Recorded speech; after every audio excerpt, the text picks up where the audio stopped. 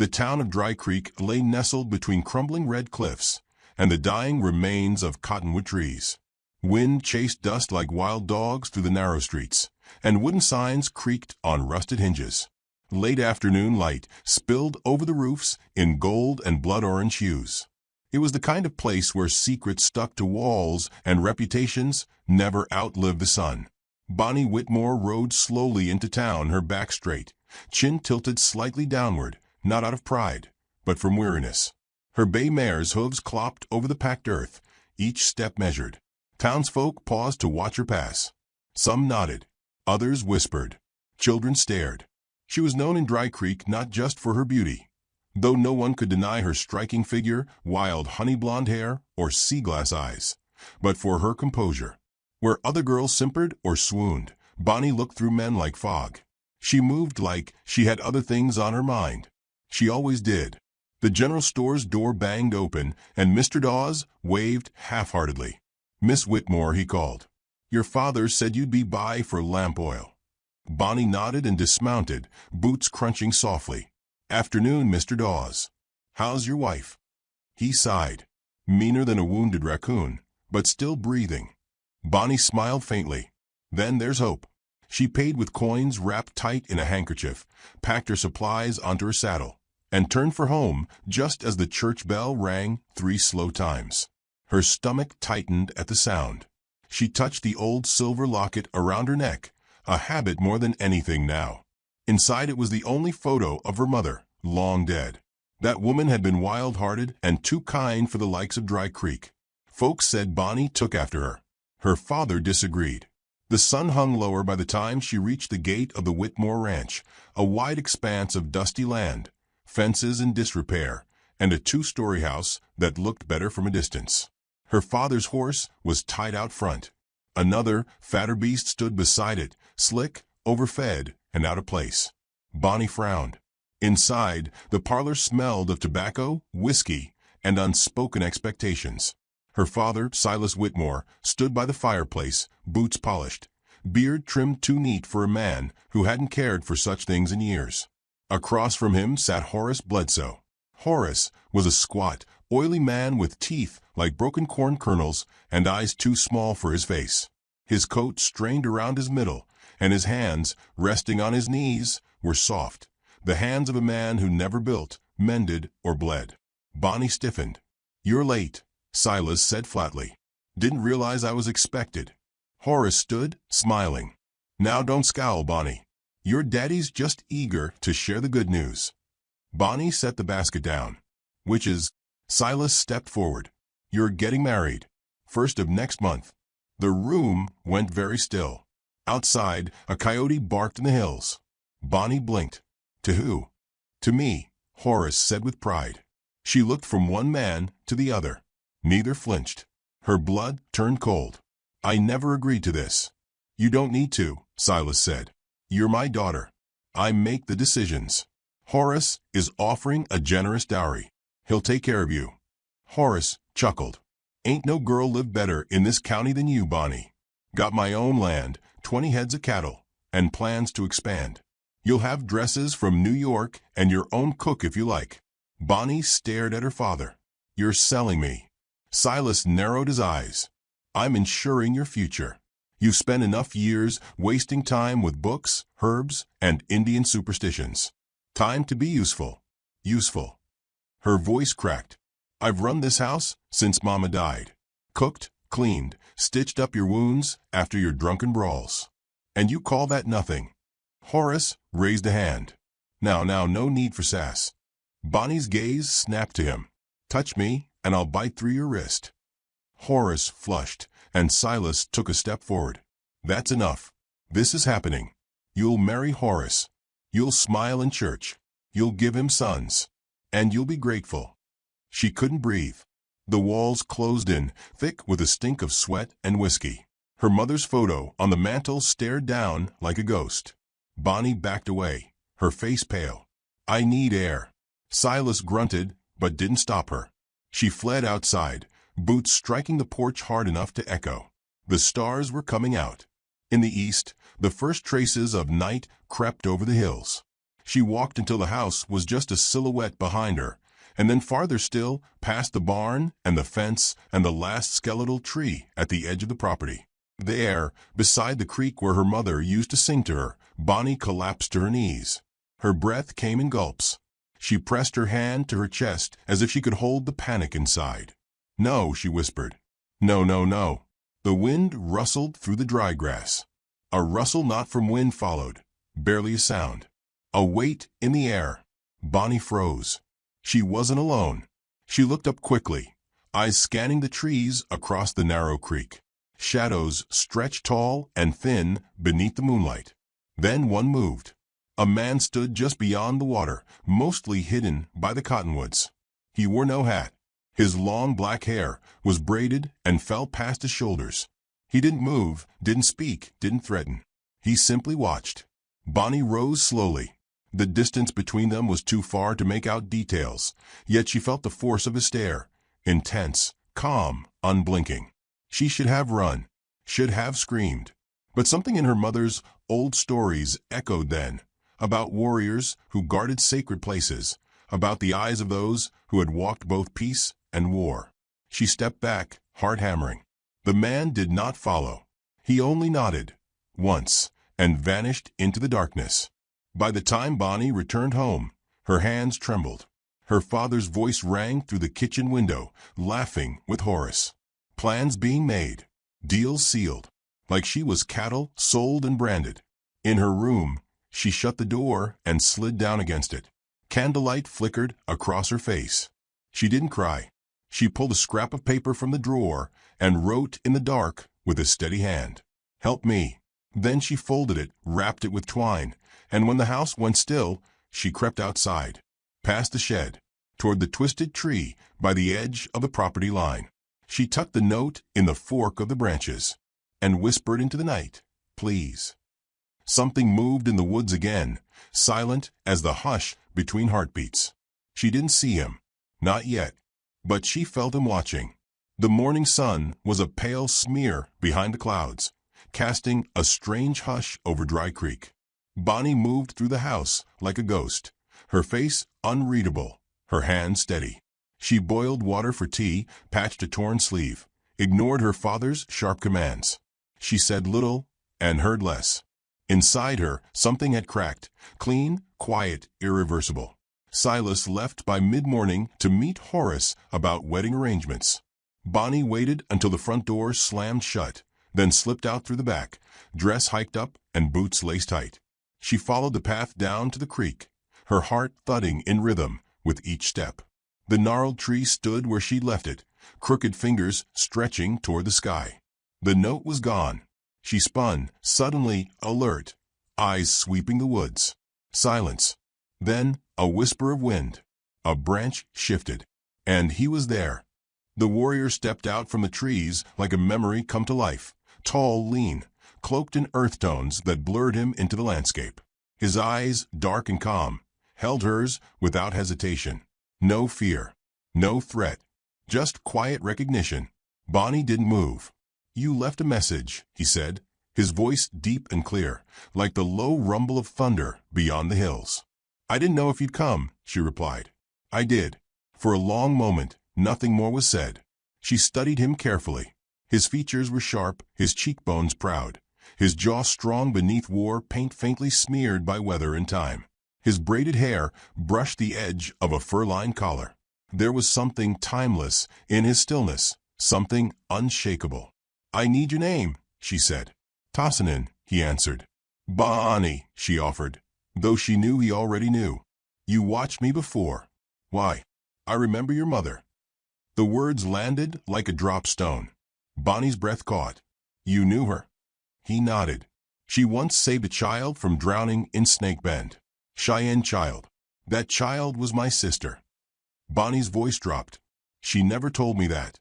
She didn't need to. Tosinan stepped closer. His movements were fluid, precise, like a predator who'd never forgotten how to hunt. Yet there was no menace in him. He looked past her toward the house on the hill. "I've seen what they planned for you." Her stomach twisted.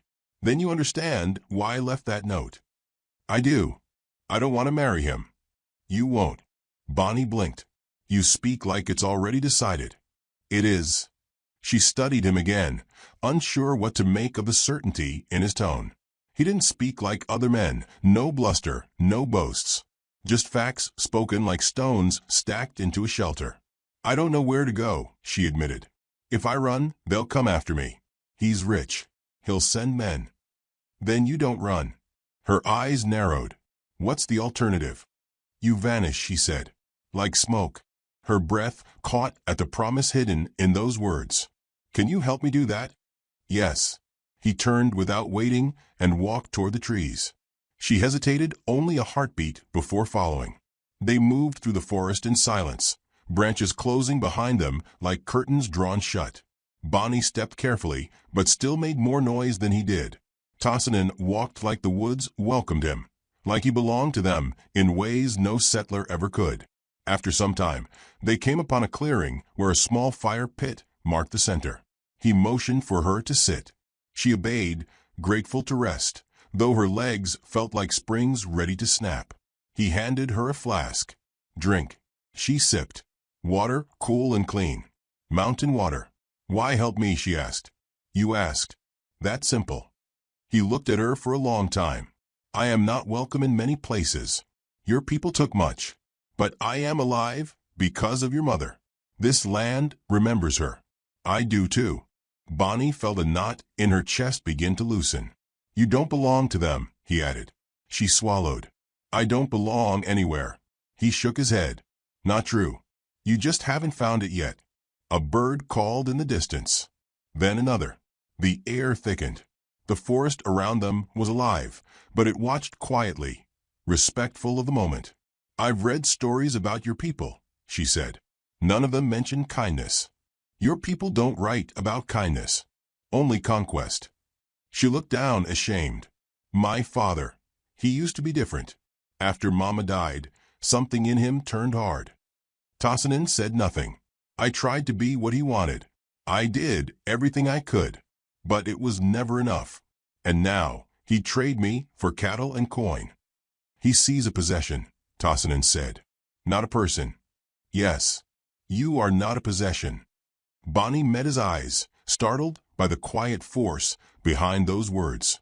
They sank deep into her ribs, past skin and sinew, into the marrow of who she thought she was. What happens if I stay? She whispered. Horace Bledsoe will break you. The truth of it settled over her like a funeral shroud. Bonnie stood and paced the edge of the clearing. Her boots crushed dry leaves, snapping twigs with each pass. They'll come looking for me, she said again. They won't find you. Not unless you want them to. Her hands curled into fists. I don't want to be a fugitive. You're not running from the law. You're escaping ownership. That word echoed inside her skull. Ownership. That's what this was. A transaction. A trade of skin for status. She turned to face him. What would I owe you? Nothing. That's hard to believe. I don't deal in debts. I deal in truth. She stepped closer. Then tell me the truth, Tosinan. Why me? He hesitated, then reached into a small leather pouch at his side. He pulled out a faded cloth, unfolded it carefully. Inside was a small carved figure, wooden, smoothed by time, shaped like a mother holding a child. She gave this to my sister after the flood, he said. Said it would protect her. My sister kept it until the day she died. Bonnie touched it reverently. This was Mama's? He nodded. I don't have anything of hers that matters, she whispered. You have her strength. For a long time, neither spoke. Then Tosinan said, We ride before dawn. Travel light. Bring only what cannot be replaced. She nodded. And where will we go?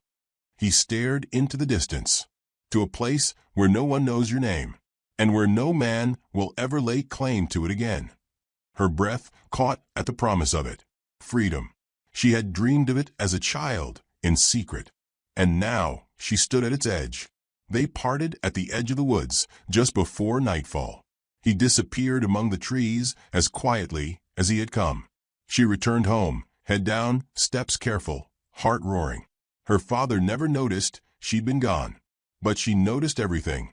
She noticed the broken fence slats that never got mended. The fireplace that hadn't been warm in days. The way the house, once full of life and laughter, had gone hollow and hard. She spent the night packing what she could not live without. Her mother's locket, a small journal, a knife she had sharpened herself. The clock ticked down the hours, slow and brutal. Her heart beat faster with each one. When dawn cracked the horizon, pale and trembling, Bonnie stepped out of the house for the last time, her bag slung over one shoulder. The wind had shifted. The air smelled of coming rain. And somewhere beyond the tree line, she knew Tossanen waited. She didn't look back. The morning fog hung low across the valley as Bonnie stepped over the threshold of her father's house for the last time. The door didn't creak behind her. She'd oiled the hinges the night before. Even the boards beneath her boots made no protest. She walked into the chill with the weight of silence pressed against her spine, a knapsack slung tight over one shoulder, and a knife hidden at her hip. She did not turn back. She did not breathe easy. A coyote called far off across the hills, and she knew Tossanen had heard it too. He waited in the shadows of the cottonwoods beyond the east pasture, his form nearly invisible against bark and mist. His eyes met hers as she emerged from the fog. No words passed between them. He simply nodded once, mounted his horse, and extended a hand. She took it without hesitation. They rode eastward into the rising light, the world blurring behind them in streaks of gray and gold. Every hoofbeat felt like a rebellion. By the time the sun cleared the mountains, Dry Creek had stirred awake. Smoke lifted from chimneys. Church bells chimed 6 o'clock. Silas Whitmore found his daughter's bed empty, her wardrobe gutted, her belongings gone. He roared her name loud enough to shake the walls, then stormed through the house with fists clenched, bow rising. Horace Bledsoe arrived moments later, waddling up the porch steps with sweat already blooming through his shirt. One look at Silas's face, and he knew. She's gone. Vanished, Silas spat. Horace scowled, thick lips twitching. She'll not get far. You mark me. I'll have her back by nightfall. They gathered a posse, 3 ranch hands, a tracker, and a bounty hunter who'd once been a Pinkerton before drink unmade him. Word spread like wildfire. Whitmore's daughter ran off. With who nobody knew. Some whispered a ranch hand. Others said an outlaw. The bounty hunter had his own guess. Wasn't no man from around here, he muttered, examining boot prints near the fence. These tracks got an old spirit in 'em. Could be Injun. Horace's face turned the color of rusted iron. You tellin' me a red savage stole my bride? No, the bounty hunter said with a dry chuckle. Looks like she left willing. They didn't like that answer, but they followed the trail anyway, blood in their eyes and dollar signs in their hearts. Bonnie and Tossanen crossed a shallow river by midday. She dismounted, shoes soaked, and stared back toward the ridgeline behind them. No dust yet, no shapes. But they were coming. How far will we go, she asked. Tossanen was kneeling in the mud, wiping river water across the horse's hooves. Farther than they're willing to chase. You sound sure. I know the land. They don't. She watched him a moment. His hands moved with practiced care, quick, efficient. Even in stillness, he seemed to command space, his body always poised between motion and calm. Did you always live in the wild? She asked. He glanced up. No. Then why now? Because the wild is the only place left that hasn't been bought. She liked that answer. It settled something inside her that had been restless for years. They rode until the trees thickened and the path narrowed into barely a trail. Branches clawed at Bonnie's sleeves. Brambles caught her skirt. Still, she pressed on, her legs sore, her throat dry. She didn't complain. Not once. Each breath she took felt less like borrowed air and more like hers. By late afternoon, they stopped to rest in a dry canyon shaded by massive red rocks. Tossanen gave her strips of dried meat and a tin cup of water from his saddlebag. They ate in silence, though Bonnie's thoughts stirred like bees. I keep thinking about my father, she said finally. He doesn't deserve the space you're giving him. I know, but part of me wonders, did he ever love me? Tossanen didn't answer right away. When he did, it was quiet but firm. Some men don't know how to love anything they can't control. Bonnie nodded, a bitter taste rising in her mouth. And Horace? He only knows how to own. She stared down at her cup. I hate that I was nearly given away like a thing. You weren't, he said. You left. The words were simple, but powerful. She clung to them. A sudden noise cracked the air. A rifle shot, sharp and distant. Bonnie jumped. Tosinan was already moving. Get to cover, he snapped, dragging her behind a rock shelf. Another shot. Closer this time. Bonnie's pulse pounded. They found us. Tosinan peered around the stone, scanning the high ridge above. They're trying to push us toward open ground. He reached for his bow. Bonnie gripped his arm. You'll be shot. I won't give them the chance. In one swift motion, he circled around the rocks, moving low and fast. Bonnie crouched behind the boulder, hands clenched into white-knuckled fists. Then came a scream, short, sharp, and silence. Tosinan returned minutes later, dragging a rifle by its strap. One of the ranch hands, he said. Others aren't far. Bonnie stood. Her knees shook. What do we do? He pointed toward the narrow canyon mouth behind them. There's a trail most men won't dare take. Too steep. Too wild. But we're not most. They mounted again and rode hard. The trail was treacherous, narrow as a knife edge, with sharp drops and loose shale. Bonnie gritted her teeth, leaning forward in her saddle, eyes locked on Tosinan's back. Every time the horse slipped, her heart nearly leapt from her throat. But she held steady. Behind them, distant shouts echoed. Gunfire cracked again. Tosinan drew his horse to a halt near the edge of a bluff. He dismounted, grabbed Bonnie's reins, and pointed toward a boulder perched dangerously at the ledge's edge. Help me. Together they pushed. The rock groaned, then tumbled down the slope, crashing through the trail behind them, taking half the path with it. The voices below cursed, shouted. Then silence. Tosinan smiled. Just a little. That'll slow them. Bonnie laughed, sharp and breathless. I think I love that sound. He looked at her, something unreadable in his eyes. They rode another hour before finding a small cave high above the canyon floor. Bonnie slumped to the ground inside, panting, skin scratched, dress torn, but alive. Tosinan built a fire with practiced ease. The flames danced in the cave's mouth, casting light against the stone walls. Bonnie watched him, eyes soft. You saved my life, she said. He shook his head. You saved yourself. I just made sure no one stopped you. She leaned back against the cool stone. I never imagined I'd be here. In a cave. Hunted. Free. Freedom always comes at a price. She smiled. I'll pay it. Outside, the wind howled through the canyon. But inside, the fire crackled gently. And for the first time in her life, Bonnie felt warm. Not just in body, but in soul. She watched Tosinan tend the flames, his face half-lit, half-shadow. What happens now? She asked. He looked at her across the fire.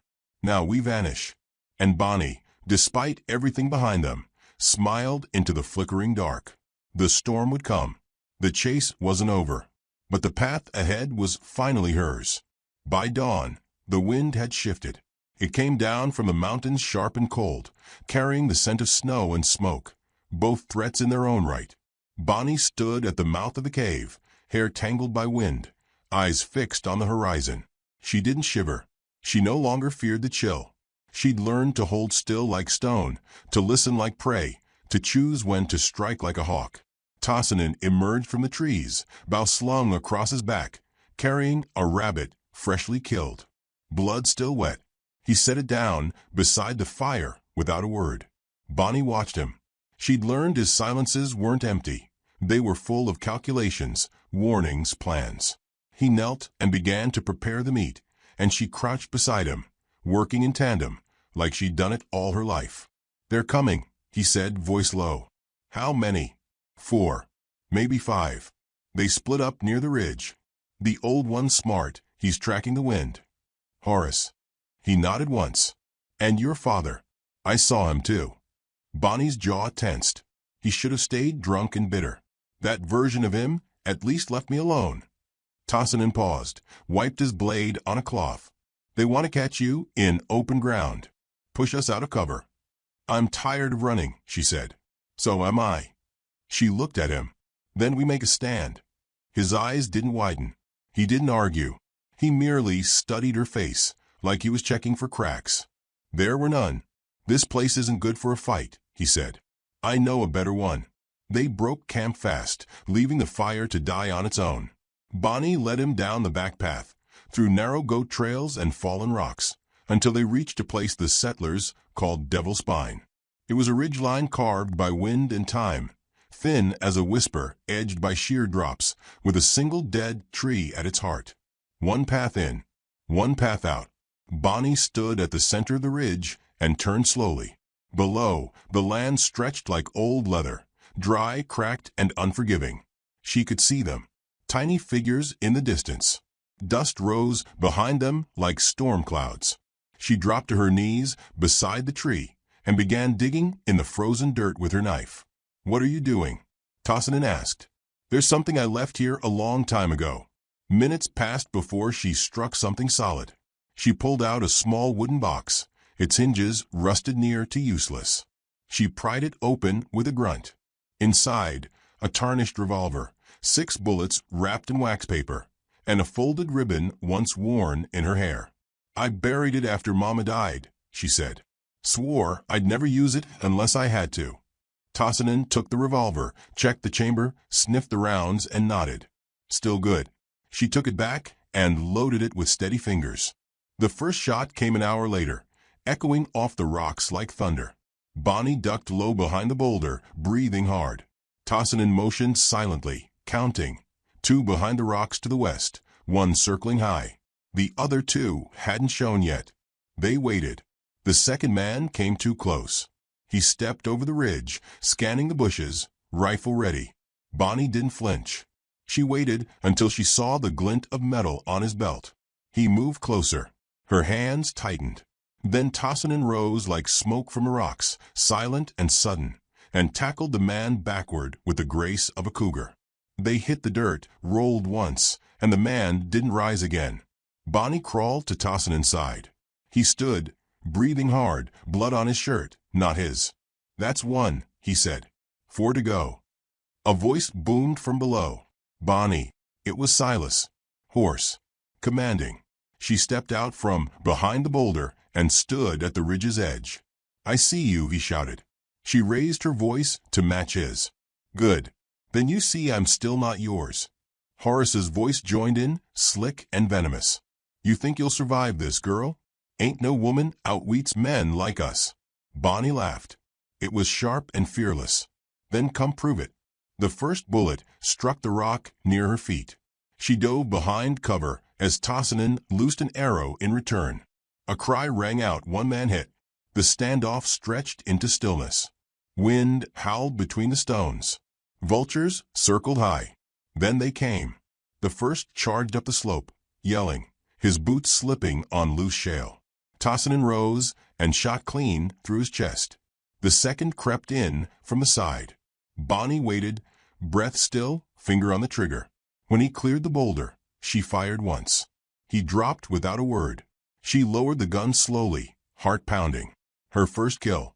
She didn't look away. Tosinan glanced at her. "You okay?" "No," she said honestly. "But I will be." A final voice rose up the hill, desperate, sweating. "Horace, I'll make you pay for this, girl. You'll crawl back to me on bleeding knees when we're through." Bonnie stepped forward again, revolver raised. "Then come finish what you started." Horace appeared at the edge of the ridge, eyes wild, rifle clutched in shaking hands. Silas stumbled behind him, panting, clutching his side. Father and suitor. Greed and control. Everything Bonnie had ever feared stood right before her. She didn't step back. Horace raised his rifle, and Tosinan fired. The arrow struck Horace just below the collarbone. He screamed and dropped his weapon, tumbling sideways with a grunt. Bonnie pointed her revolver at Silas, who had fallen to his knees, wheezing. "You gonna shoot me, girl?" he rasped. "I thought about it," she said. "A lot." He stared at her. "I gave you everything. You were nothing without me." "I was never yours," she said. "And you never gave me anything. I carved myself out of your absence." His hand reached for his belt. She fired once. the bullet striking the dirt by his hand. "Try again," she said coldly. He didn't. Tosinan appeared behind her, bow still in hand, calm as ever. Together, they watched the last of the attackers bleed, whimper, and vanish into their own ruin. The ridge grew quiet again. Bonnie exhaled slowly. Her hands were steady now. Tosinan walked to her side. "It's done." "No," she said. "It's just beginning." They buried the dead where they fell, left the wounded to crawl back, broken and beaten, to whatever twisted homes they came from. By the time the sun set, the sky burned red with the last light. Bonnie stood at the top of the ridge, staring out at the world she once feared. "I'm not going back," she said. Tosinan smiled. "No one could make you now." She turned to him. "Will you ride with me?" He didn't answer with words. He simply nodded, and they mounted their horses together. As they disappeared into the twilight, Bonnie glanced back once, not at the bodies or the ridge or the ghosts she left behind, but at the horizon ahead. There were no chains on her now, no deals, no names, just the wind. If this story moved you, don't forget to like, subscribe, and share your thoughts in the comments. And remember, freedom is never given. It's taken, one stand at a time. Snow came down like shards of shattered porcelain, sharp and unrelenting. It blanketed the world in silence, but not peace. There, beneath a crooked pine twisted by wind and age, a woman hung in chains. Mary Whitlock's breath was shallow, each exhale a ghostly cloud against the biting dusk. Her wrists, raw and bloodied, were bound high above her head to a rusted iron ring embedded into the tree. Whoever forged that ring had done it with cruelty in mind. She'd stopped screaming hours ago. Her voice had given out before her hope did, though both were threadbare now. The storm hadn't let up for a full day. The snow reached up past her ankles now, soaking through the thin hem of her dress.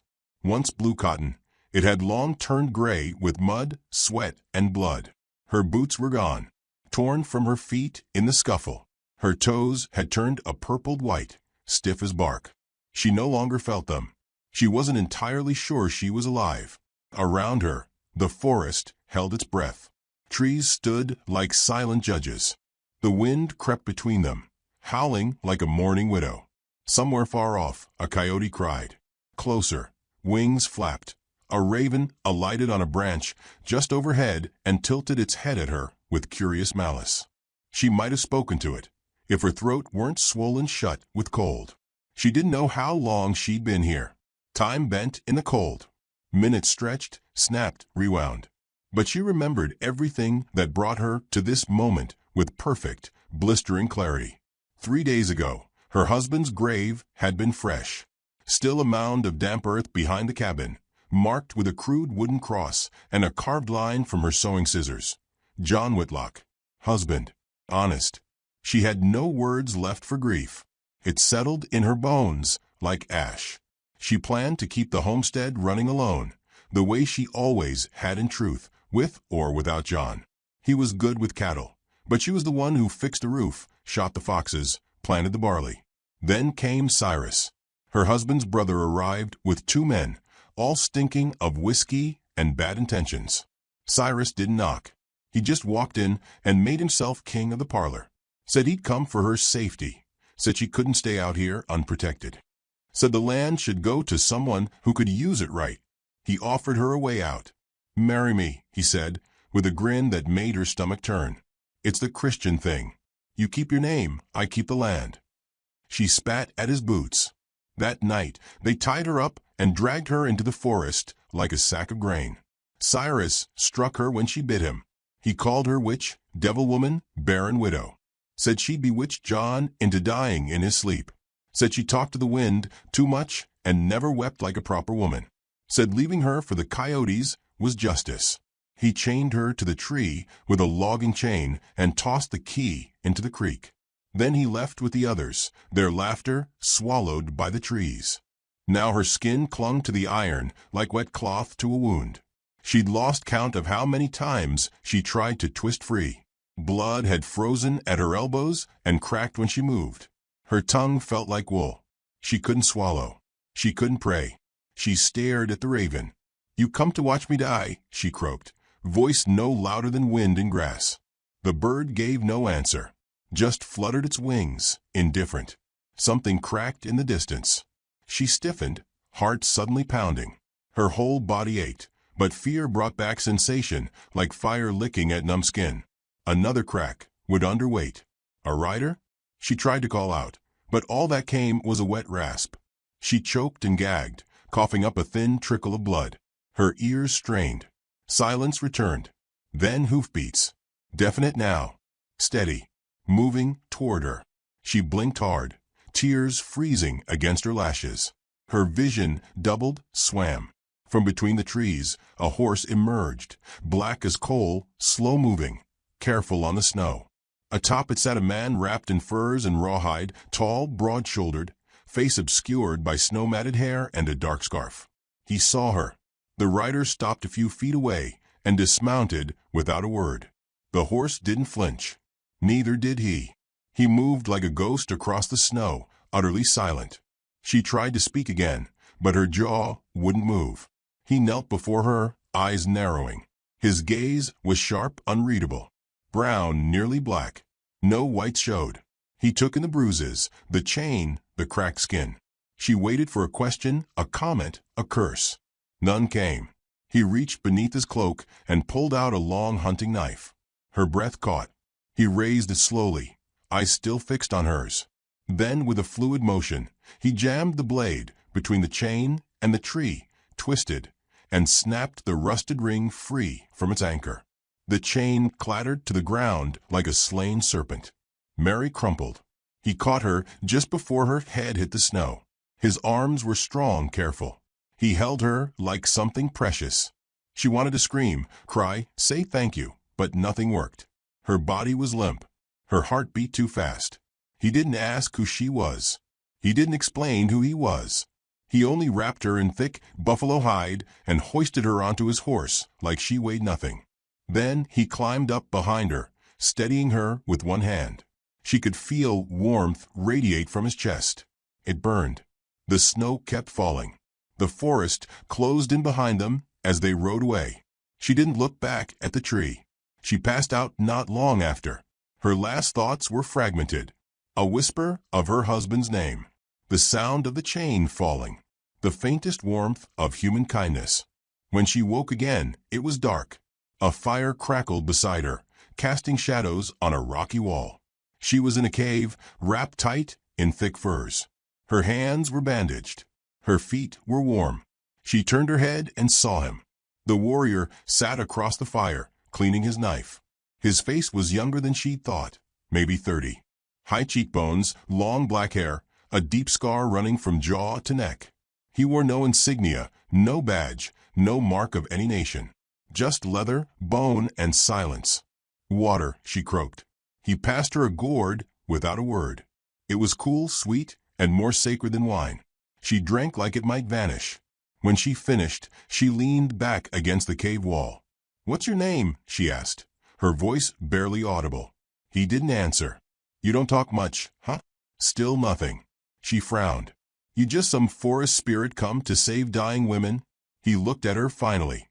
Then, in a voice rough as riverbed stone, he said, "No, just a man passing through." She stared at him. "Well, thank you." He nodded once. A simple gesture. Final. The fire popped between them. "I'm Mary," she said after a moment. "I know," he replied. Her breath caught. Before she could ask how, he stood and moved to the cave mouth, peering out into the night. "What do you know about me?" she asked, her voice rising slightly. He turned his head just enough for her to see the corner of his mouth curve, almost a smile. "I know you didn't cry when they chained you." Then he vanished into the dark to watch the night. Mary sat there, stunned.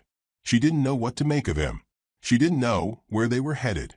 But for the first time in days, she felt warmth. And for the first time in months, maybe years, she felt seen. And that terrified her more than the cold ever could. The cave smelled of smoke and pine sap. Warmth coiled around Mary like a reluctant friend. Not quite trusted, but better than the cold she'd left behind. She shifted beneath the furs, muscles aching from stiffness and injury. Her body was thawing, painfully. Nerves came back to life like wasps under skin. The warrior sat across the fire, still as a stone statue.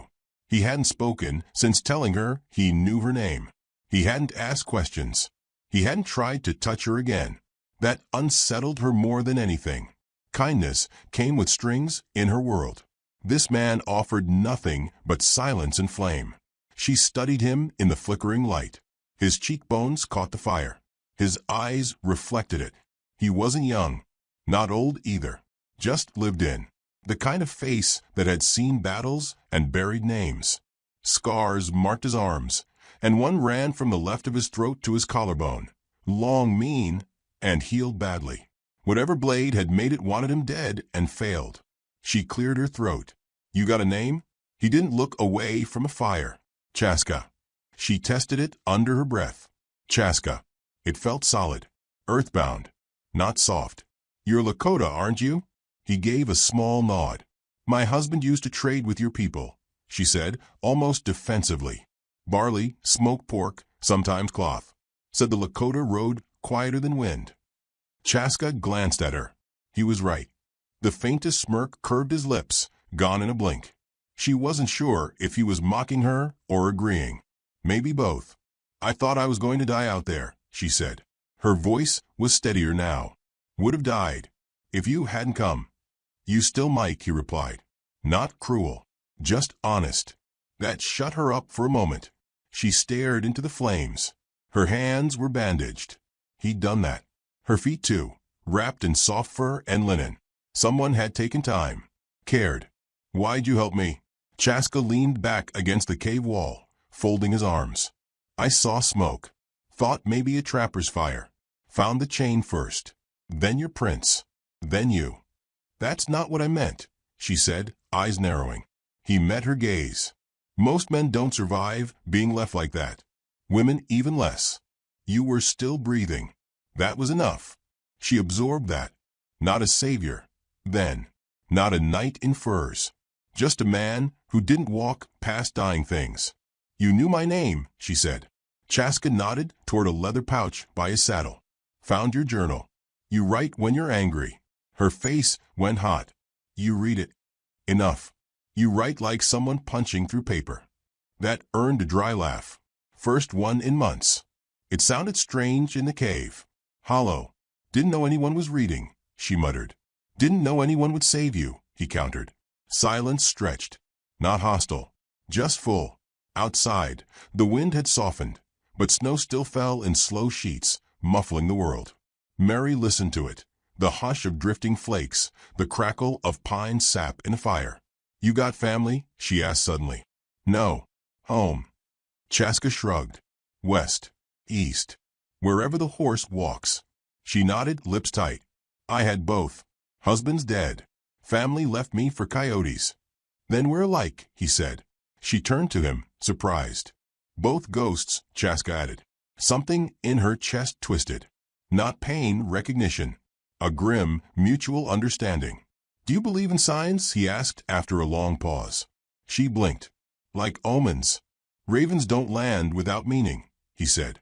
Yours watched you for hours. Cried once. Then flew north.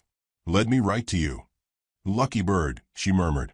No such thing, he replied. Chaska stood and moved toward the back of the cave. He retrieved dried meat and a skin of water, handed them to her, without a word. She ate slowly, jaw aching, stomach uncertain. The meat was tough and smoky, unfamiliar, but good. Where are we going? She asked between bites. Somewhere safer than here. That a place or just wishful thinking? Chaska knelt by the fire again, throwing on another log. Sparks swirled. There's a canyon 2 days from here. Hidden. Fresh spring. Game nearby. I know the trails. You live there. No, he said. But you will. Mary stopped chewing. You planning on leaving me? Eventually. The word landed like a stone in her gut. Why? You'll be strong enough to walk soon. You'll learn to hunt, trap, shoot if needed. After that, you won't need me. I didn't ask for help, she snapped. He looked at her with something like patience. You didn't have to. She hated that answer. Hated how true it felt. She wrapped the furs tighter around herself and stared into the fire again. "You ever lose someone?" she asked quietly. Chaska didn't answer right away. "Then, too many. Brother, wife, daughter." Mary flinched. "I'm sorry." He shrugged. "I speak their names in dreams." "That's enough." She didn't know what to say to that. Her husband's name burned on her tongue, but she didn't speak it. Not yet. The wind outside picked up again, moaning through the trees. Chaska stood and moved to the cave mouth, watching the tree like a hawk. His stance shifted, alert, measuring. "What is it?" she asked. "Riders," he said, voice flat. Every muscle in Mary's body went cold. "They followed me," he said. "Maybe tracked your blood. Maybe mine." She forced herself up, wobbling on weak legs. "How many?" "3. Maybe 4. Too far to count." "Cyrus?" she asked, fist clenching. "Could be." She stumbled toward the saddlebag and found her rifle. Old, beat up, but familiar. She loaded it with shaking hands. Her breath came fast now, hot in her throat. Chaska watched her. "You shoot." "Well enough," she said, teeth grit. He nodded. No praise. No doubt. Just acceptance. They doused the fire quickly, covered their trail, and packed light. Chaska tied the horse for silence and motioned toward the rear of the cave, a narrow path that led uphill between the rocks. They moved together, quiet, steady, into the dark woods above. Behind them, hoofbeats grew louder. Mary's blood pounded in her ears. Her knees threatened to give, but she kept moving. The cold air cut like glass. Her hands trembled around the rifle. She glanced at Chaska. He moved like smoke. No sound. No fear. She wanted that. Wanted to be like him. Wanted never to be chained again. At the top of the ridge, they paused in the trees. Below them, 4 riders moved through the snow. One of them wore Cyrus's duster. She knew it by the broken shoulder strap and the way he leaned forward, like he was always whispering poison to the horse. She raised the rifle. Her hand stopped shaking. Chaska didn't stop her. "You know how to kill?" he asked. "I know how not to die," she said. He nodded, slow and approving. "Then aim for the one who smiles first." A gust of wind ripped through the pines, bending branches like morning arms. Mary watched the men below, rage simmering low and hot inside her. They were close. Too close. She didn't fire. Not yet. She looked at Chaska. He was watching her, eyes full of fire and something else, respect. The riders moved on, circling toward the cave below. She exhaled. "This isn't over," she whispered. "No," he agreed. "It's just begun." The wind cut down the ridge like a knife as Mary lay belly flat against the frost-covered earth, her rifle cradled in trembling arms. Her breath fogged the wood-grain stock. Below, the riders dismounted near the cave, just 4 of them, but it might as well have been 40. One lit a lantern. Another kicked at the ashes of their fire, his voice rising in a shout. Cyrus. Even from this distance, she knew the way he moved, swaggering like he owned the world and everything broken in it. His coat flapped behind him like a warning flag. The sight of him stirred something bitter and primal in her belly. Her fingers tightened on the rifle. Chaska lay motionless beside her, one knee bent, hand gripping his bow like it was part of him. He nodded once. Permission or warning, she couldn't tell. She waited, watched. Her finger hovered near the trigger. Her pulse thudded like war drums in her ears. Then one of the riders turned toward the trees. He squinted uphill. She didn't think. She fired. The shot cracked like thunder. The man spun backward, howling, clutching his shoulder. Snow burst red behind him. The forest exploded into chaos. Chaska sprang to his feet, loosing an arrow so fast she didn't see him draw. Another rider crumpled beside the cave. Arrow sunk deep into his throat. Screaming followed. Cyrus bellowed orders, blind firing into the woods. Mary scrambled behind a tree as bullets punched through bark. She loaded again, hands fumbling but determined. Another crack of her rifle missed. Chaska was already moving. Swift, silent, deadly. He slid down the slope like a shadow, using rocks for cover. His knife flashed in his hand. The third rider turned too slow. Chaska's blade found the gap in his ribs. The man collapsed without a sound. Only Cyrus remained. Mary pushed down her fear and rose to her knees, sighting her rifle again. Cyrus stood with his gun drawn, but his hands were shaking. He saw Chaska, and something in his face changed, recognition maybe, fear. He turned and ran for the horses. Mary fired again. The shot went wide. Cyrus ducked behind a boulder, panting, gun still ready. Chaska didn't chase. Mary slid down the ridge, heart hammering, boots slipping in the churned snow. When she reached the clearing, 2 of the men were dead, and one was groaning, curled up and bleeding into the white. She stepped over him without a word. Cyrus shouted from behind the boulder, "You really teaming up with a savage now, Mary? That what you are, some redskin's whore?" The words burned hot. She leveled her rifle at the boulder. "Come out," she said, loud and steady. "No," he snarled. "You're gonna freeze out here again, girl. Should have taken my offer. Could have kept the farm. Could have had a warm bed." Chaska moved to the side, circling around. Mary saw it. So did Cyrus. "You think he's saving you?" Cyrus called. "You're just a ghost to him. Another sad white girl left to rot." "I've got a rifle," Mary replied. "And I'm not chained anymore." She heard his breath hitch. Chaska's shadow stretched long behind the boulder.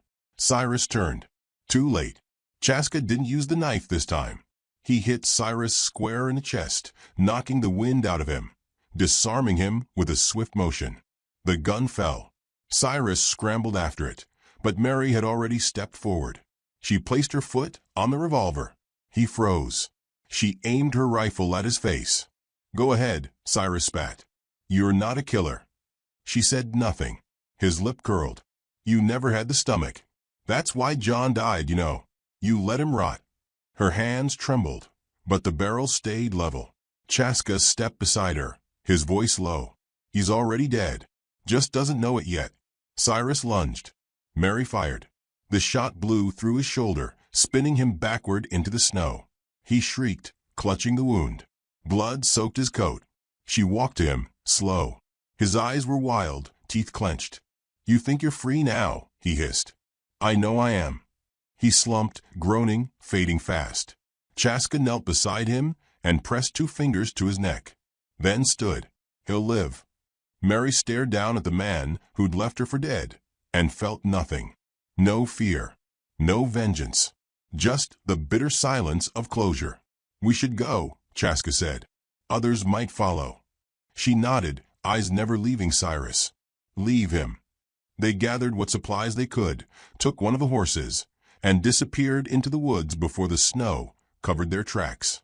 By sundown, they had found a stream frozen under clear ice. They stopped to rest. Chaska built a fire with practiced hands, and Mary sat near the warmth, hands cupped around a tin of melted snow. She hadn't spoken in over an hour. Chaska finally said, "You did what you had to." She looked at him. "No, I did what he made me do." He gave a quiet grunt, neither agreeing nor judging. "I hated him," she admitted. "But more than that, I hated who I was when he had power over me." "You're not that woman anymore." Mary stared into the fire.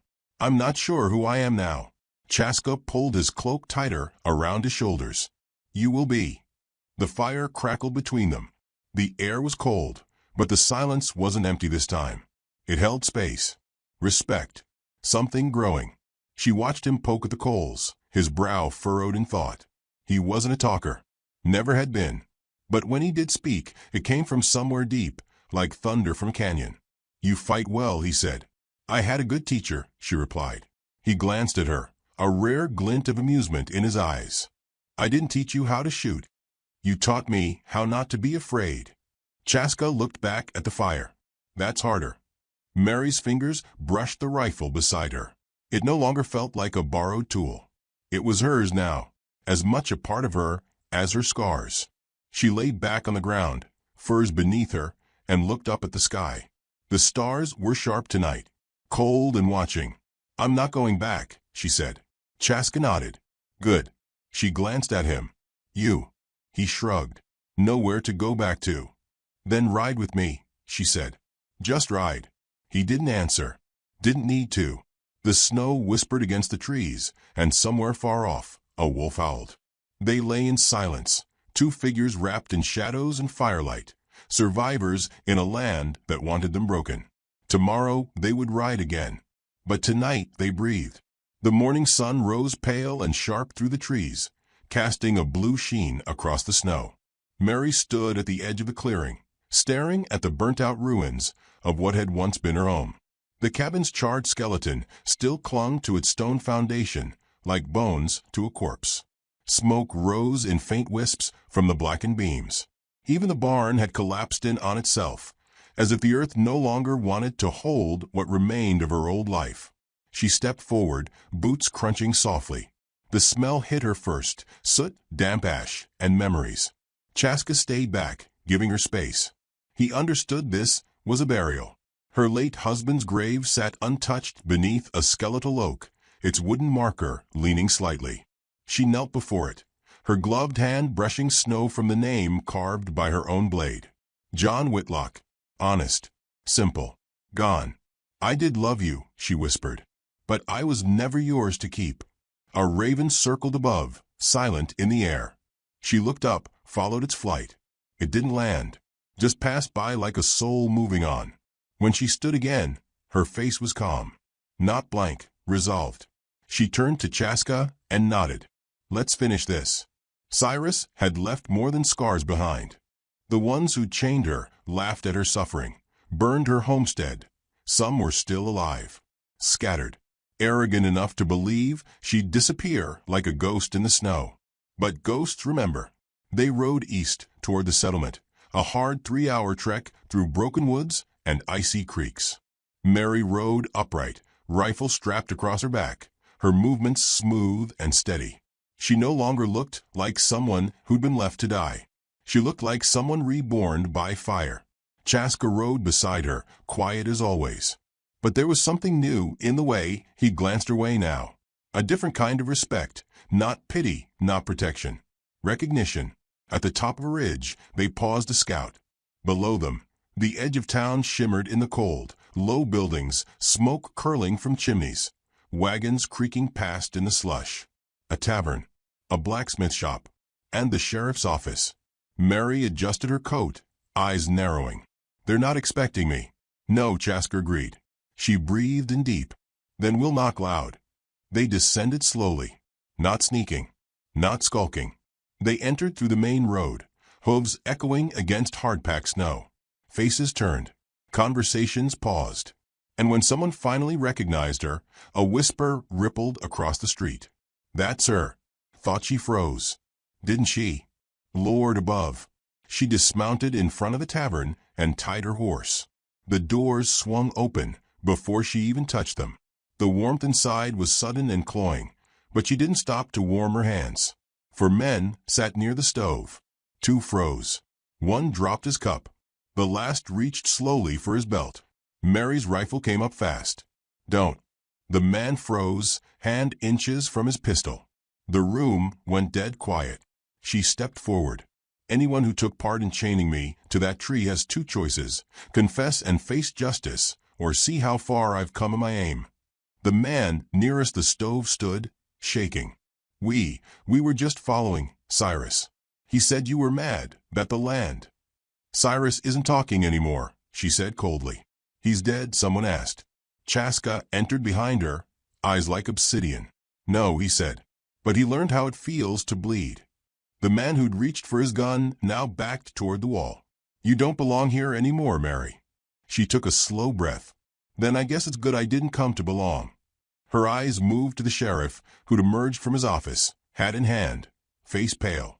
I read the report, he said nervously. Said you ran off. Left the land to Cyrus. That's a lie. I see that now. She advanced. You saw bruises. You saw how I walked after he came. And you said nothing. I didn't know what to do. You did. You just didn't do it. He swallowed hard. What now? Mary turned to the men in the tavern. You too. You're coming with me. You're going to rebuild what you burned. Every plank. Every stone. And if we don't, one asked, voice defiant. She chambered around. Try me. They moved. It wasn't justice, not really, but it was something.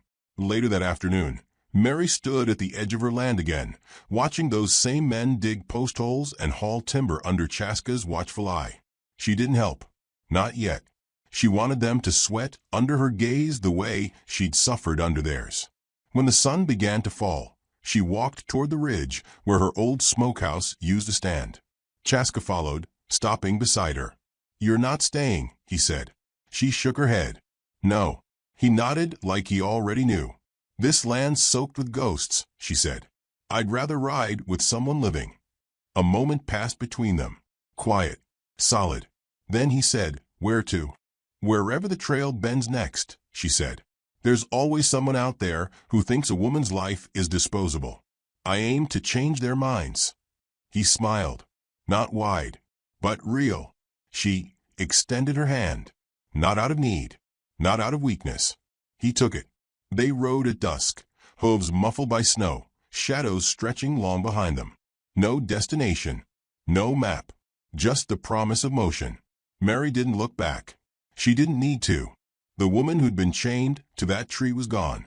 What rode forward now was someone else entirely. Fierce, forged by cruelty, refined by fire. A settler's widow no longer. A rider. A survivor. A warning. And beside her, the warrior with fire in his eyes, silent and watchful as the stars. The West had many stories. This one would be remembered. If this story moved you, don't forget to like, subscribe, and share your thoughts in the comments. Some stories aren't just meant to be told. They're meant to be remembered.